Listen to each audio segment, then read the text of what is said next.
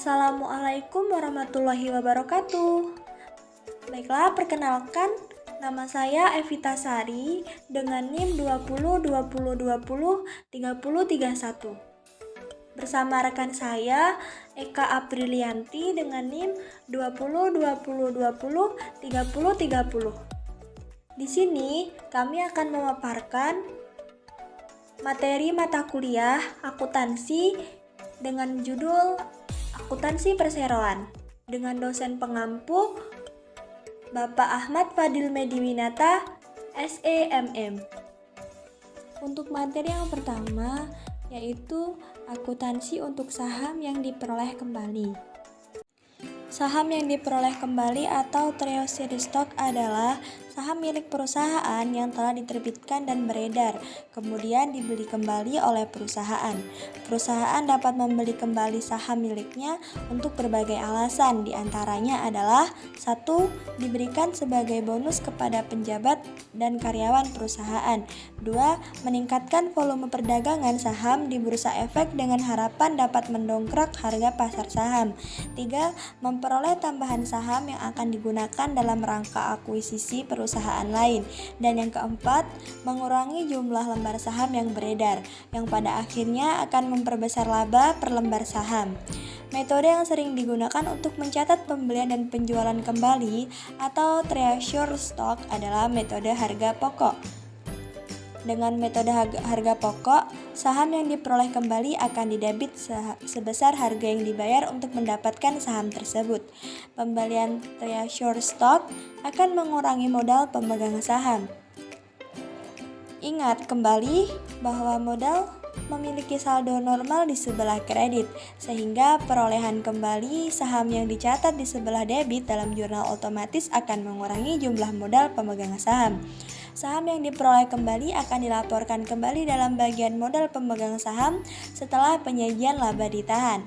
Yang perlu diperhatikan di sini atau pada saat saham diperoleh kembali, nilai pari dan harga di mana saham pertama kali diterbitkan atau dijual akan diabaikan. Ketika treasury stock dijual kembali, akun saham yang diperoleh kembali akan dikreditkan sebesar harga pokoknya, dan selisih antara harga pokok atau harga yang dibayarkan pada saat saham diperoleh kembali dengan harga jual akan didebit atau dikredit ke akun modal disetor dari saham yang diperoleh kembali. Akun tersebut akan dilaporkan di neraca atau bagian modal pemegang saham sebagai tambahan modal disetor. Baiklah, untuk materi yang kedua yaitu pemecahan saham atau split stock. Perusahaan kadang-kadang mengurangi atau memperkecil nilai pari atau nilai yang diterapkan atas saham biasanya dengan cara menerbitkan sejumlah tambahan lembar saham biasa yang besarnya sebanding atau proporsional dengan jumlah penurunan nilai pari atau nilai yang ditetapkannya. Ketika ini dilakukan, perusahaan dikatakan memecah sahamnya dan prosesnya ini dinamakan sebagai pemecahan saham atau stock splits. Ketika saham dipecah, pengurangan atau penurunan nilai pari atau nilai yang ditetapkan akan ditetapkan ke seluruh lembar saham, baik saham yang belum diterbitkan, saham yang telah diterbitkan, maupun saham yang diperoleh kembali. Tujuan utama dari dilakukannya pemecahan saham adalah untuk menurunkan harga pasar per lembar saham, yang pada akhirnya akan dapat menarik lebih banyak investor atau membuka pangsa pasar untuk ikut ambil bagian sebagai pemegang saham dari perusahaan. Proses pemecahan saham tidak akan mempengaruhi saldo akun laporan keuangan, sehingga tidak dicatat dalam ayat jurnal. Pemecahan saham hanya berakibat pada perubahannya nilai pari atau nilai yang ditetapkan atas setiap lembar saham dan jumlah lembar saham yang beredar. Peristiwa pemecahan saham akan tetapi perlu diungkapkan dalam catatan laporan keuangan atau notes to the financial statement. Untuk mengilustrasikan pemecahan saham, asumsi bahwa perusahaan memiliki 30.000 lembar saham biasa yang beredar dengan harga pasar sebesar 1.500 Rp1.500 per lembar. Nilai pari saham adalah Rp1.200 per lembar dengan komisaris mengumumkan pemecahan saham, di mana setiap lembar saham akan dipecah menjadi 3 lembar. Alhasil, nilai pari per lembar saham akan menurun, yaitu dari Rp1.200 per lembar menjadi Rp400 per lembar. Jumlah lembar saham biasa yang beredar akan menjadi bertambah, yaitu dari 30.000 lembar menjadi 90.000 lembar. Akan tetapi, secara keseluruhan total nilai pari saham biasa adalah tetap sama, yaitu sebesar Rp36.000, baik sebelum maupun sesudah dilakukannya pemecahan saham. Sejak bertambahnya jumlah lembar saham biasa yang beredar, perusahaan berharap bahwa harga pasar dari saham yang dipecah juga akan menurun. Katakanlah kira-kira mendekati Rp500 per lembar. Baiklah, selanjutnya untuk materi yang ketiga, yaitu akuntansi untuk dividen. Perusahaan yang memiliki tingkat akumulasi laba bersih yang cukup baik dari satu periode ke periode berikutnya biasanya memiliki potensi untuk dapat membagikan sebagian dari laba bersih tersebut kepada pemilik perusahaan atau pemegang saham. Distribusi laba bersih kepada pemegang saham ini dilakukan dalam bentuk dividen. Umumnya, dividen yang diberikan adalah berupa uang kas atau saham biasa.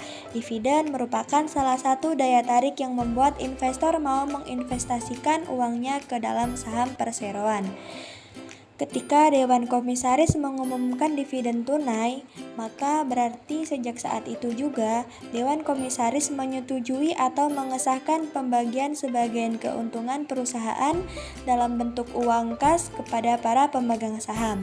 Demikian juga ketika Dewan Komisaris mengumumkan dividen saham, maka berarti sejak saat itu juga Dewan Komisaris menyetujui dan mengesahkan pembagian sebagian keuntungan perusahaan dalam bentuk saham biasa kepada para pemegang saham biasa. Baik pengumuman dividen tunai maupun dividen saham akan berdampak pada pengurangan atau penurunan laba ditahan. Dividen tunai maupun dividen saham akan dilaporkan sebagai pengurang laba ditahan. Dividen tunai maupun dividen saham akan dilaporkan sebagai pengurang laba ditahan pada saat dividen tersebut diumumkan, tidak menunggu sampai dividen tersebut dibayarkan atau dibagikan. Dividen dibagi menjadi 2, yaitu yang pertama dividen tunai dan dividen saham. Dividen tunai adalah bentuk pembagian keuntungan yang paling sering dilakukan. Ada 3 hal penting yang membuat dapat dibayarkan dividen tunai, yaitu yang pertama, tersedianya laba ditahan, 2, cukup uang kas, dan yang ketiga, adanya tindakan resmi dari Dewan Komisaris. Dividen tunai dibayarkan dari laba ditahan, akan tetapi perusahaan yang memiliki jumlah laba ditahan yang besar belum tentu dapat membayar dividen tunai. Hal ini dikarenakan tidak adanya hubungan atau keterkaitan antara saldo akun kas dengan laba ditahan. Dalam akuntansi, laba bersih sendiri diukur atas dasar akrual, bukan atas dasar cash atau cash basis, di mana beban yang telah terjadi ditandingkan dengan pendapatan terkait dalam periode yang sama. Dengan demikian, saldo akun laba ditahan tidak mencerminkan atau tidak identik dengan besarnya uang kas yang tersedia. Sesungguhnya, Dewan Komisaris tidaklah diwajibkan oleh undang-undang untuk mengumumkan dividen, sekalipun perusahaan memiliki jumlah laba ditahan dan uang kas yang cukup besar untuk dapat membagikan dividen tunai. Akan tetapi, seperti yang telah disebut di atas, bahwa salah satu daya tarik yang membuat investor mau menginvestasikan uangnya ke dalam saham perseroan adalah dividen. Ada 3 tanggal penting sehubungan dengan pembagian dividen tunai, yaitu tanggal pengumuman, tanggal pencatatan, dan tanggal pembayaran. Dividen sama halnya dengan prive, hanya saja kalau dividen merupakan pembagian sebagian keuntungan perseroan kepada pemenang saham, sedangkan prive merupakan penarikan uang tunai yang dilakukan oleh pemilik perusahaan perorangan atau pengambilan gaji yang dilakukan oleh anggota sekutu firma.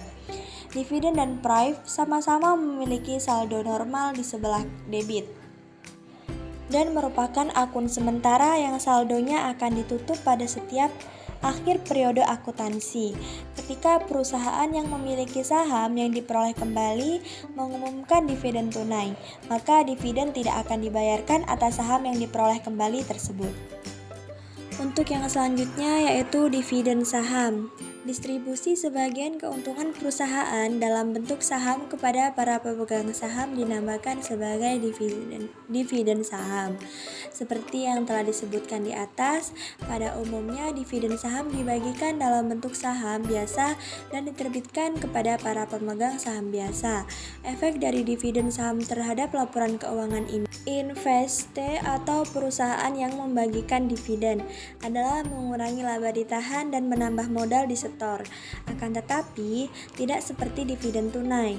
Dividen saham tidak akan mempengaruhi total aktiva, total kewajiban maupun jumlah modal pemegang saham. Total aktiva tidak terpengaruh oleh karena tidak ada pembayaran kas atau aktiva dalam pembagian dividen saham.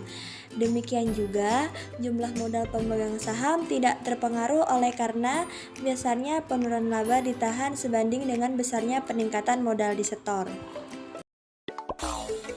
Untuk materi yang terakhir yaitu laporan laba ditahan. Seperti yang telah disebutkan di bagian sebelumnya, laba ditahan timbul sebagai hasil dari kegiatan operasional perusahaan, yaitu laba bersih.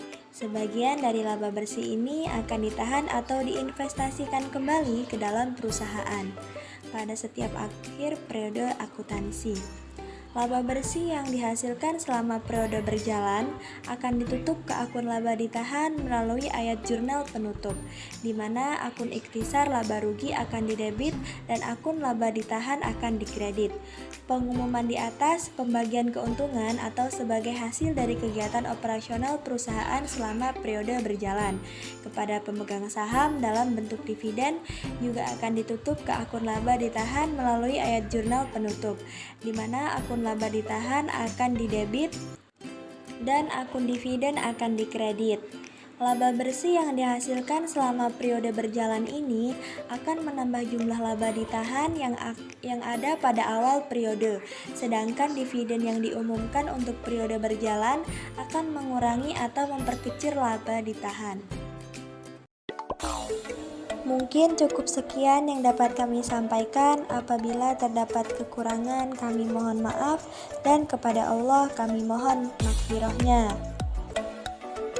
Kami akhiri, wallahul muwaffiq ila aqwamit thoriq. Wassalamualaikum warahmatullahi wabarakatuh.